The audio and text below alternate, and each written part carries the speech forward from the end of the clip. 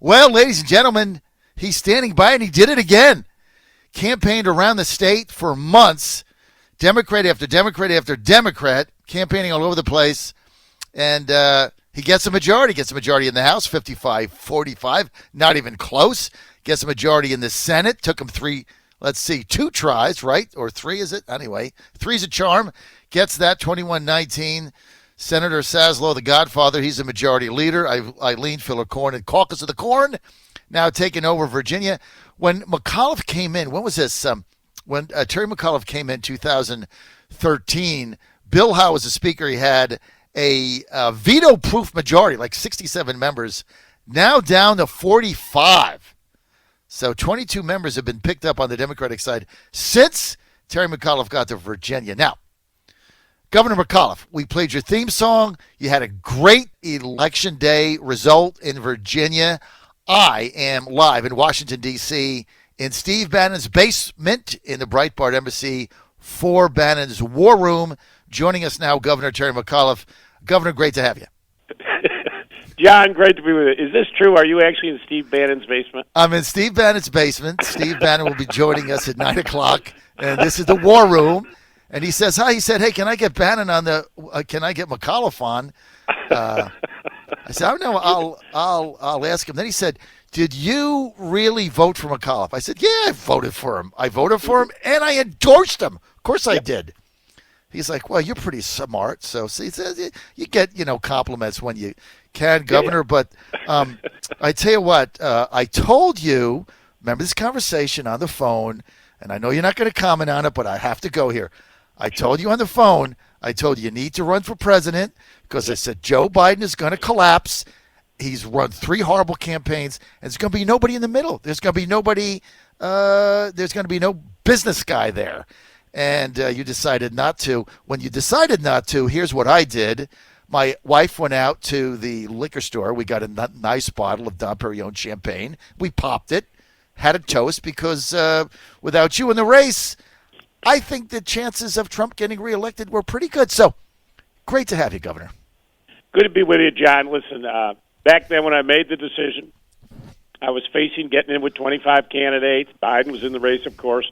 But also, Virginia, desperately, the Democrats needed help at that time. So I was sitting back here today. I went to I think I did over 130-plus events. Went all over the Commonwealth. We won both chambers. So, I made the right decision. I'm a young man who knows what could happen. But I'll tell you this. I mean, don't want to spend too much time on Biden or the rest, but if you still look at the national polling for Biden, he's still leading. I mean, he pulled out yesterday. He was up in Nevada. He was up in South Carolina. So, it's going to be interesting. Pete is now leading in Iowa. New Hampshire's a little mixed up, but Biden's winning today in Nevada and in South Carolina. And then, John, you go March 3rd, which is a lot of the southern states, big African-American vote where Biden is strong. So, listen, as you know, anything could happen if you go back. We had President Howard Dean at this point in 2004. That's right. Things move quick in this business. But it was a great election night in Virginia. This is something, as you said, I've worked on for 6 years. We began to chip away, and now finally we have the majorities in both chambers, now with the governor's office. Right. Now, John, it's time to produce results. I mean, elections are over. Now it's time to get things done. Well, listen, Governor, I remember when you were governor-elect, this is, I guess, 2013, right? You came to I think it was the Hampton Roads Chamber of Commerce or something, and made a speech. And you said, look, there are 2 Republican majorities, and there are 67 House members with Speaker of the House, Bill Howe. He said, I'm going to have to work with them until we can change it. Yeah. So, I mean, think about this. In a 6-year period, you gained 22 seats. That's a lot of seats. Yeah. Steve Bannon, by the way, just came in. We call him General Patton. And so we are in Bannon's basement, Governor, and he just came in. Where's his mother? Is she cooking there for you? So, but this, I'm just having a hard time, John, with this whole visual thing. Thinking of you now in Steve's basement, the mother probably up there cooking you some pancakes. I mean, well, I'll work for food. I mean, Governor, you know me. I mean, I have a big appetite. I'm sure you got to be taken care of. I'm sure she's trying to be hospitable. Give you some very nice. Charm. Yes, I mean, this is the. But the one thing, John, I think is very important that came out of the election is not only winning the House and the Senate, but you look at what happened to suburban voters in the Commonwealth of Virginia. We Right. won Loudoun County. We won Right. Prince William. Right. As important as both chambers, John, the significance of Prince William County, which was Right. traditionally a very red county, Corey Stewart as chair. We Right. went in, we won, we took over the Board of Supervisors. Ann Wheeler became the county chair. We won the Commonwealth's attorney. Loudoun, you look what happened in Loudoun. Phyllis Randall won again, but we won the Board of Supervisors. That is as big a message as anything that came out of election night is the shift that has occurred. And John, what people want, they're tired of the partisan bickering. They just want things done. Right. And I think for far too long, the Republicans hurt themselves. You and I have talked a lot about this on the Right. socially divisive issues, which is not a welcome sign for Amazon and Google and Facebook. They don't want to come to a state. You know, Right. how did I get CoStar, 1,100 jobs to move to Richmond?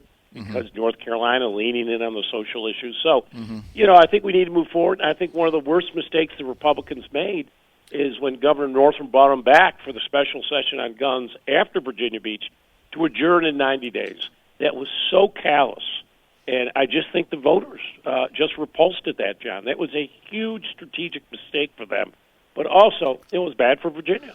That was terrible. You know what, Governor, as you remember, I was there broadcasting in the General Assembly live that day for the special session, and I was aghast and appalled by the fact that the Republicans kicked the can down the road and abandoned it without trying to get something done. And I said on the air that day, because we had a special live all day covering it, and I said on the air that day, I said, look, the Republicans are going to rue the day they did this. All they had to do was pass some common sense legislation like closing the loophole for background checks, and at least done something, or at least had a debate. Instead, they just closed it off, and they paid And I think for that. really the die was cast that day when that happened. Because, listen, we had the tragedy at Virginia Beach. Right. 90+% of Virginians and Americans support background check. But as you say, not to even have the debate. You know, these people, they get elected to do something. I mean, they are paid by the taxpayers to help people's lives. And when you so callously won't even say, I'm not going to even have a discussion. And as you know, John, very well, for 4 years with the Republicans, I told them my door was open. I like to work around the clock, 24/7. You can always call me. You can always meet with me. There is always room for compromise. And some took it up and some didn't. But the idea that you're not even going to have the conversation, and that I just think really hurt the Republicans this year. And, you know, you look at our big wins. You look at the Kentucky governor. We won again in Louisiana with the governor there with John Bell. So, you know, the Republicans have themselves somewhat in a box. They got to start figuring out how they get out of bed and help people every day. Well, look, you can't really take those races as bellwethers. One was a popular incumbent in Louisiana that basically Very unpopular. Yeah. unpopular. Louisiana. I mean, John Bell was very good governor. Very Bevins popular. was one of the ran on a pro-life ticket, and in Kentucky, a very unpopular incumbent pissed off the teachers, and Bob Dole did that in 1996 or something, and that didn't work out for him too well. Yeah. Look, I remember I used to be the chairman of the governors. I was chairman of the National Governors Association. Right. And I used to sit with all the governors, even the Republicans in my meetings. Right. They couldn't stand them either in Kentucky. So I agree. I never read too much into the national things. Every state is very distinct and has their own electoral politics. But it wasn't good for Trump, you got to admit, John, to go down to Louisiana, make this a referendum on impeachment. He went in Kentucky a couple times. So it's a little bit more only because he invested himself so much there. But I agree with you. I don't take too much out of it. But you would agree with me, though, the idea in Prince William and Loudoun that the trend there should be something very disconcerting for the Republicans of Virginia. Especially Loudoun because, look, we had a great candidate there in John Whitbeck. I mean, he ran a great campaign. He spent over $1 million running for Loudoun County chairman. And Phyllis Randall, she was the only one that voted for the tolls. I mean, she carried it. John Bell, who got elected to the state senate, he carried the $60 toll bill. John Whitbeck got 39% of the vote. They were telling me in the afternoon Whitbeck was going to win, and the Republicans were going to hold the House. That was at 2 p.m. That's what I heard. And, John, you should have called me up. Result. I mean, I knew for months we were going to win the House and the Senate. I felt very good. As I say, I did 130-plus events, big crowd. You could feel the enthusiasm.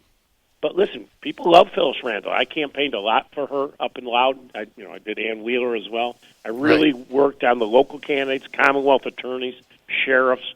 But, you can feel it when a trend is turning. Now, you're not going to like to hear this, John, but I can tell you that Trump has been a big motivator for Democrats to come out and vote. It was big in 17. It was big in 19. It was big in 18, John. I mean, you look at, we've had the biggest pickup of House U.S. Congress seats since 74. Popular vote up 8.6%. That's like the biggest in 100 years. We have netted 7 new governors, 400 state House seats, and 8 state chambers have flipped. Right. Well, look, we have to get on you the 2020. You and Steve Bannon and his mother can discuss that over pancakes this morning. Well, Steve is here. Governor McAuliffe with us, former governor of Virginia, Terry McAuliffe, Governor McGenius, we call him. And so, Governor, I've got a couple more questions here. Sure. We have to take off. Let's get to 2020 again, the presidential primary. Everybody knows you have a very close relationship with Hillary Clinton. Is there any scenario where Secretary Clinton gets in this race? None. Zero. You've talked to her, and you're saying zero. I say zero, yeah. Mm-hmm. Any chance that Mayor Bloomberg gains any traction? I think it's hard. And you now have Deval Patrick, and I said this on CNN the other night. I made my decision when I made it. Others made their decisions, Sherrod Brown and others. These other folks have been in, John, now for 8, 10, 11 months, campaigning vigorously every day. You get credit. They made the decision to run. They got in and ran. Nobody likes someone coming, I don't think, John, later and saying, well, I'm not sure I like the field. I may now have to take another look and get into it. I think it's late in the process. We now are Thanksgiving's next week. You only have 3 weeks in December before the Christmas holidays. And then it's showtime. And now Michael Bloomberg doesn't have to worry about the money. I think I read he's worth $52 billion. Something like so that. He can spend whatever he has. And listen, I'm a huge fan of Michael Bloomberg. When I ran, he was very supportive. Yes. He's been very supportive on the gun issues, on climate change. So he will have the money to compete. I think he's going to skip the first 4. He will go down to March 3rd, where I think it's 16 contests, many southern states. I think Deval Patrick has a much tougher row because how is he going to raise the money? He's not going to get on the debate stage. And Bloomberg won't be on the debate stage at all because he's not taking any outside money, just taking his own money. And it won't meet the first requirement of the number of donors. So Bloomberg will not be on any of the debates, which I think hurts John. You're on the John Fredericks Radio Network. We are with former governor of Virginia, Terry McAuliffe. We call him Governor McGenius. We're live in Washington, D.C., in your nation's capital, in Steve Bannon's Breitbart Embassy War Room basement. Governor, I know you'd like to be here with us. This whole thing, I'll ask Steve to invite you one day. Let me just ask you this, okay? Yes, sir. Straight up. Who do you think is going to be the Democratic nominee? I don't think we know today. I think Pete's now winning in Iowa. I think Warren is very strong in New Hampshire. Biden is still leading in the March 3rd states.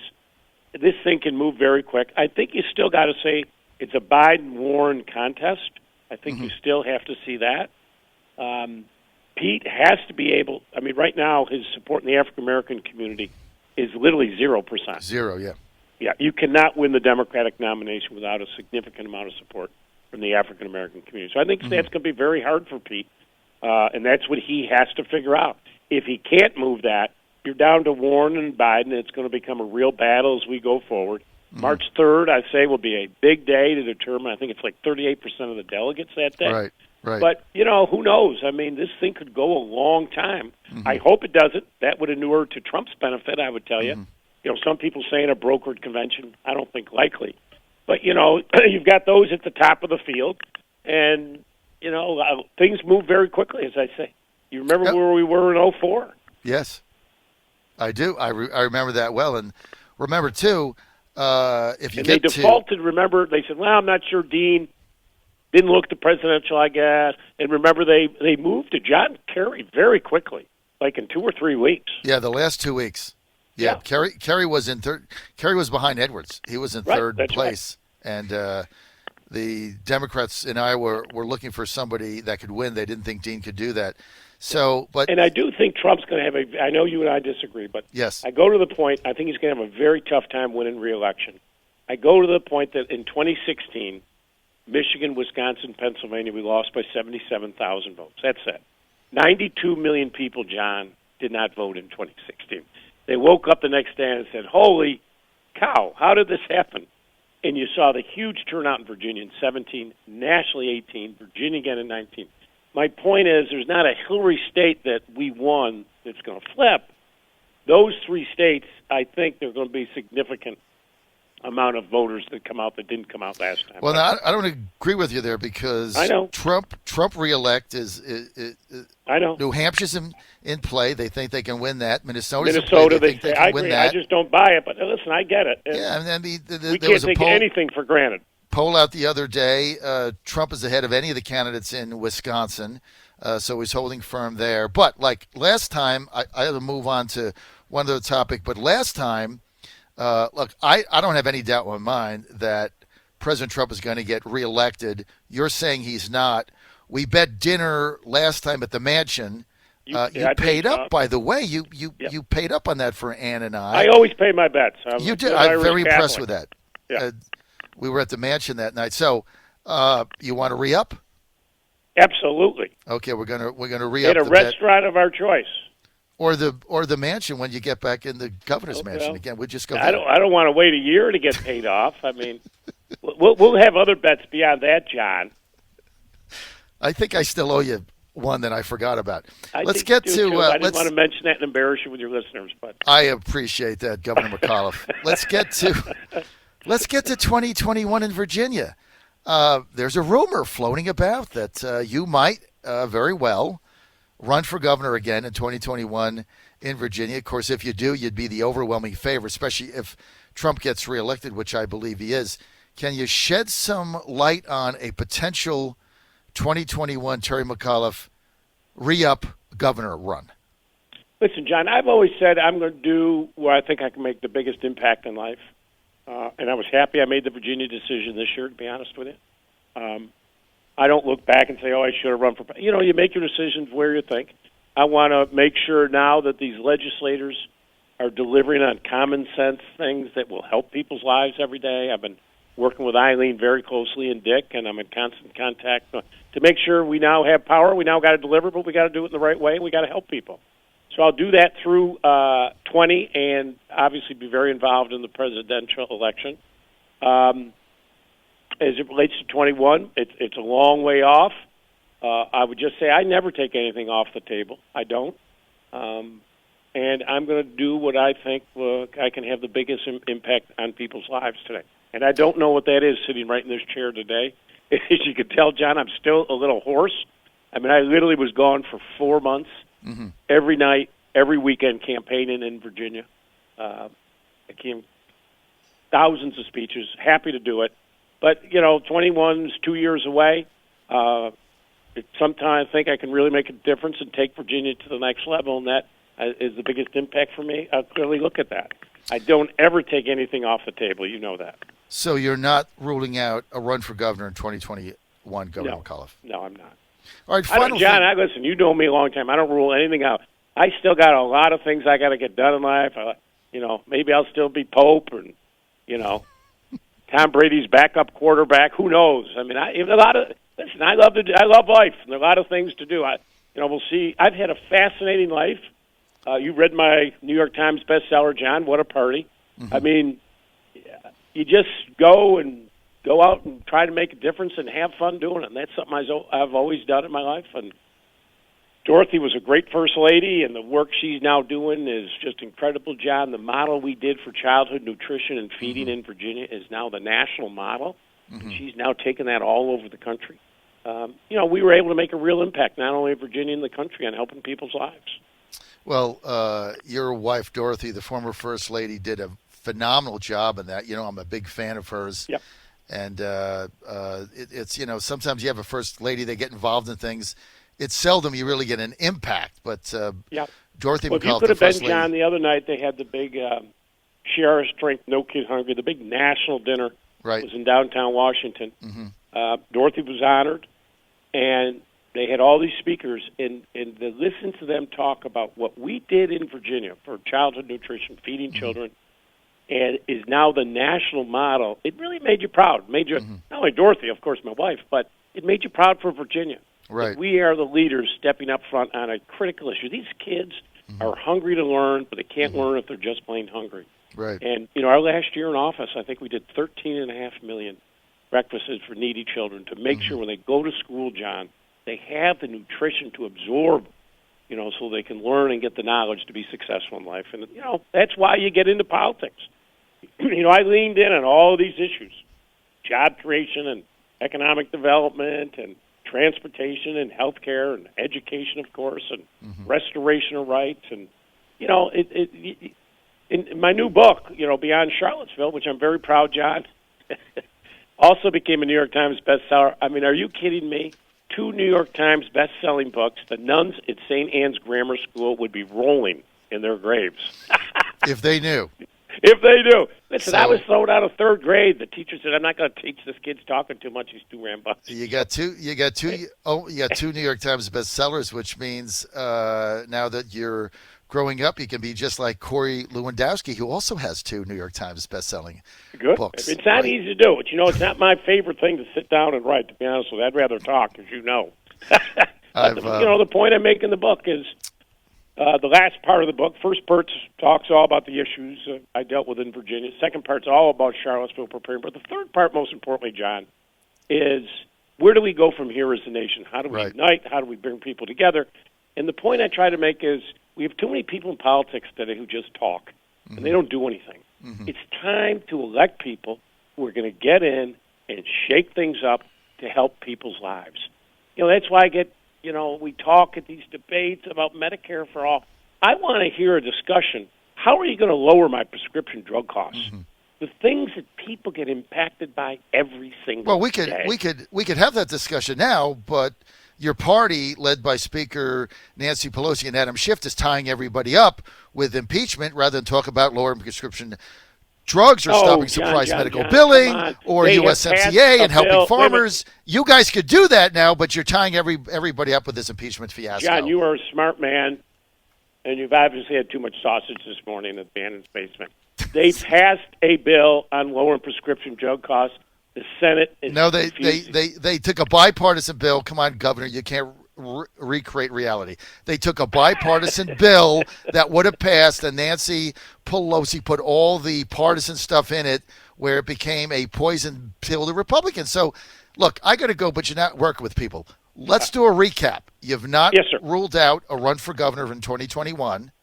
I don't rule anything out. You say there's zero chance that Hillary Clinton gets in the presidential race. That's my feeling. And we have a bet again, dinner for Ann and I and yourself and the former First Lady on Trump reelect 2020. Right. And let's just add the caveat, you still owe me one dinner. Yes, I do. I'm gonna have to do that soon before we get into this. Governor, thanks for being with us. All right, great to be with you. Thank you, John.